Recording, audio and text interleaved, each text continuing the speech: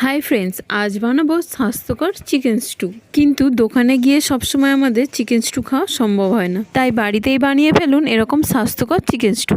ताहले देखे निই चिकेन स्टूर जन्य की की लागছে। एखाने आमि निয়েছি একটা টমেটো, रसुन कुचि, বিনস, पेঁপে, आलू, गाजर, लंका कुचि और किछु धनेपातार डाँटी। समस्त किछु सब्जी लम्बा लम्बा करे केटे निते होबे और आलूगुलो डुमो डुमो करे काटते होबे। और निয়ে নিচ্ছি কিছুটা চাল, আমি এখানে আধ ঘন্টা ভিজিয়ে রেখেছিলাম। এটা এখন পেস্ট করে নেব।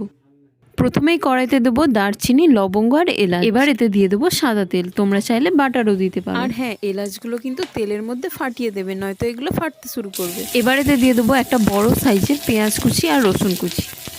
পেঁয়াজ আর রসুনটা একটু হালকা করে ভেজে নেব, পুরোপুরি কিন্তু ভাজবেন না, জাস্ট একটু কালারটা চেঞ্জ হবে। পেঁয়াজটা ভাজা হয়ে গেলে এতে দিয়ে দেবো চিকেন। এখানে আমি হাড়যুক্ত চিকেনের পিস নিয়েছি। চিকেনটাও হালকা করে একটু ভেজে নেব। চিকেন ভাজা হয়ে গেলে এতে অ্যাড করব সবজি। দিয়ে দিচ্ছি পেঁপে, আলু, গাজর, লঙ্কার কুচি আর পরিমাণ মতো নুন। আর দিয়ে দিচ্ছি খুব সামান্য পরিমাণে হলুদের গুঁড়ো, তোমরা চাইলে নাও অ্যাড করতে পারো।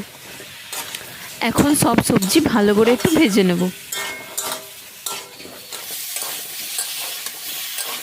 এখন এতে দিয়ে দেবো একটা টমেটো আর কিছু ধনেপাতার ডাঁটি। সমস্ত কিছু ভালো করে একবার মিশিয়ে নিয়ে এতে দিয়ে দেবো জল। আর স্টুতে জলের পরিমাণ একটু বেশি দিতে হবে, যাতে সবজিগুলোও সেদ্ধ হয় আর একটু ঝোলঝোলও থাকে।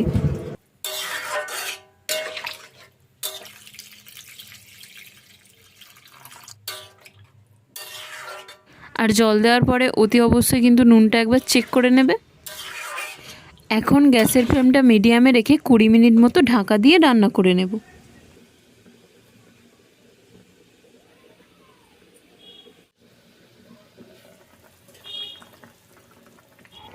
কুড়ি মিনিট পর দেখুন চিকেন স্টুটা অনেকটাই রেডি হয়ে গেছে আর সব সবজি ভালো করে সেদ্ধও হয়ে গেছে আর টমেটোটাও ভালো করে সেদ্ধ হয়ে গেছে। আর এই পর্যায়ে আমি টমেটোর খোসাটাও ফেলে দেব।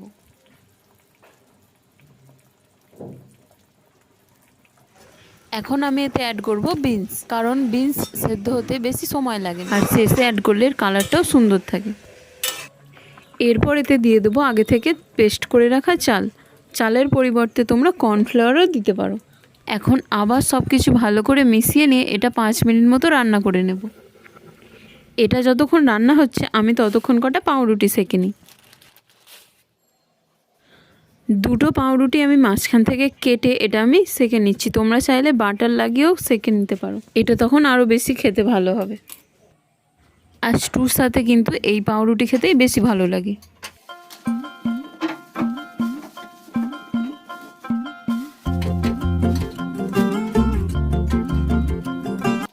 তো সবকটা পাউরুটি আমার ভালো করে সেঁকা হয়ে গেছে। এদিকে স্টুটাও রেডি হয়ে গেছে। সব শেষে দিয়ে দেবো ভাজা জিরে গুঁড়ো আর গোলমরিচ গুঁড়ো।